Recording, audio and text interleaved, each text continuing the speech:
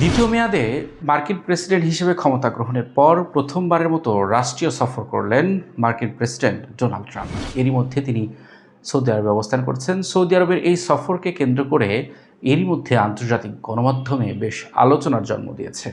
ট্রাম্পের এই সফরকে কেন্দ্র করে বিভিন্ন সংবাদ মাধ্যম নানা বিশ্লেষণ করছে। এরই মধ্যে জানা গেছে যে বিপুল অঙ্কের পরিমাণের অস্ত্র চুক্তি করেছেন ডোনাল্ড ট্রাম্প সৌদি আরবের সঙ্গে। প্রতিরক্ষা ব্যবস্থা জোরদারের অংশ হিসেবে যুক্তরাষ্ট্রের কাছ থেকে এই অস্ত্র কিনবে সৌদি আরব। অস্ত্র বিক্রির পাশাপাশি মার্কিন প্রেসিডেন্ট ডোনাল্ড ট্রাম্পের সৌদি সফরের আরেকটি উদ্দেশ্য রয়েছে বিনিয়োগ পাওয়া।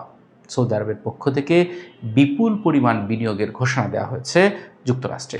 আরও একটি বিষয় বলে রাখা ভালো, মার্কিন প্রেসিডেন্ট ডোনাল্ড ট্রাম্প যখন রিয়াদে বিনিয়োগ সম্মেলনে অংশ নিয়েছেন, তিনি সেখানে একটি বিশাল মাপের ঘোষণা দিয়েছেন। আমরা জানি মধ্যপ্রাচ্যের যুদ্ধবিধ্বস্ত দেশ সিরিয়া, কিছুদিন আগে সেখানে রাশিয়াপন্থী যে সরকার ছিলেন প্রেসিডেন্ট বাশার আল আসাদ, তার পতনের পর সেখানকার অবস্থা বদলে গেছে। সৌদিপন্থী, বিশেষ করে তুরস্কের সাথে সম্পর্ক ঘনিষ্ঠ আহমেদ আল সারা সেখানকার ক্ষমতা গ্রহণ করেছেন। এরই মধ্যে সবচেয়ে বড় চমক হলো মার্কিন প্রেসিডেন্ট ডোনাল্ড ট্রাম্প সিরিয়ার উপর থেকে সব ধরনের নিষেধাজ্ঞা প্রত্যাহারের সিদ্ধান্ত নিয়েছেন। সেই ঘোষণা তিনি রিয়াদের মাটি থেকেই দিয়েছেন। এই মার্কিন নিষেধাজ্ঞা প্রত্যাহারের পেছনে সবচেয়ে বড় নিয়ামক হিসেবে কাজ করেছে সৌদি আরব এবং তুরস্ক। বিভিন্ন সংবাদ মাধ্যম বলছে যে তুরস্কের প্রেসিডেন্ট রিসেপ তাইয়েপ এরদোয়ানের সঙ্গে মার্কিন প্রেসিডেন্ট ডোনাল্ড ট্রাম্প আলোচনার পরই এই সিদ্ধান্ত নিয়েছেন। মধ্যপ্রাচ্যের এই সম্প্রতি ডোনাল্ড ট্রাম্পের এই সফরের মধ্যে আরও একটি বিষয় ঘটে গেছে। সেটি হলো কুর্দিপন্থী যে সশস্ত্র গোষ্ঠী পিকেকে রয়েছে, তারাও কিন্তু নিজেদের বিলুপ্তি ঘোষণা করেছে। এখন সবচেয়ে ভাবে বলা যায় যে বর্তমানে তুরস্কের প্রেসিডেন্ট রিসেপ তাইয়েপ এরদোয়ানের দীর্ঘদিন যে ক্ষমতায় রয়েছেন, এই ক্ষমতার অন্যতম একটি বড় অর্জন এই পিকেকে নির্মূল করা। মধ্যপ্রাচ্যে ইসরায়েলের পর মুসলমানদের জন্য সবচেয়ে বড় একটি হুমকি ছিল কুর্দিরা। সেই কুর্দিদের যে স্বাধীন রাষ্ট্র গঠনের একটি চেষ্টা, এই পিকেকে বিলুপ্তির মাধ্যমে সেই চেষ্টাটি অনেকটাই কমে গেল। পিকেকের নির্মূলের মাধ্যমে তুর্কি প্রেসিডেন্ট রিসেপ তাইয়েপ এরদোয়ান অভ্যন্তরীণভাবে আরও একটু শক্তিশালী হলো। এই মুহূর্তে মধ্যপ্রাচ্যের সবচেয়ে বেশি শক্তিশালী দেশ যদিও বলা হয় তুরস্কে, তাহলে মোটেও ভুল হবে না, কারণ তার প্রতিবেশী দেশ সিরিয়ায়। এখন আরও একটি বিষয় বলে রাখা ভালো, এই যে মার্কিন প্রেসিডেন্ট ডোনাল্ড ট্রাম্প মধ্যপ্রাচ্য সফরে গেলেন, তার এই সফর কিন্তু সফরসূচির হিসেবে কিন্তু ইসরায়েলেও সফরের কথা ছিল, কিন্তু হঠাৎ করে তিনি সেই সফর বাতিল করেন। এই বাতিলের পেছনেও ট্রাম্পের আরও একটি সিদ্ধান্তকে দায়ী করা হচ্ছে।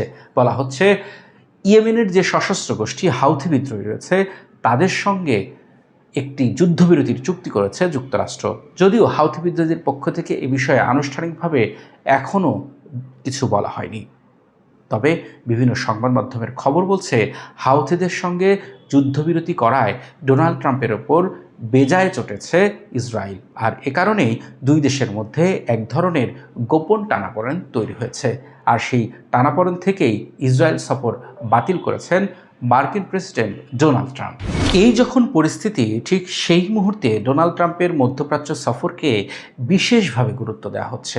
ধারণা করা হচ্ছে অস্ত্র বিক্রির পাশাপাশি নিজ দেশের অর্থনীতিকে চাঙ্গা করতে বিপুল পরিমাণ বিনিয়োগ নেওয়ার পাশাপাশি মধ্যপ্রাচ্যের যে সংকট রয়েছে ইসরায়েল ফিলিস্তিন, সেই সংকট মোকাবেলাতেও কার্যকরী ভূমিকা রাখবেন ডোনাল্ড ট্রাম্প। ধারণা করা হচ্ছে তার এই সফরের পরপরই ফিলিস্তিনকে আনুষ্ঠানিকভাবে স্বাধীন রাষ্ট্র হিসেবে স্বীকৃতি দেওয়ার ঘোষণা দিতে পারেন ডোনাল্ড ট্রাম্প। তবে এরই মধ্যে ইসরায়েলি প্রধানমন্ত্রী বেনিয়ামিন নেতানিয়াহু ঘোষণা দিয়েছেন মার্কিন প্রেসিডেন্ট ডোনাল্ড ট্রাম্পের মধ্যপ্রাচ্য সফরের পর গাজায় আবারও অভিযান জোরদার করবে।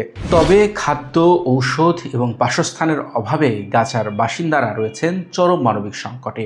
এই মুহূর্তে ইসরায়েল যদি আবারও হামলা জোরদার করে, তবে সেখানকার সংকট আরও প্রকট আকার ধারণ করতে পারে।